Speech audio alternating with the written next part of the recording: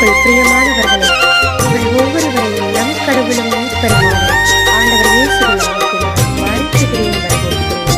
ஆமென். இன்றைய நாளுக்கான இறை வார்த்தை உள்ளது எசாயா 12:6.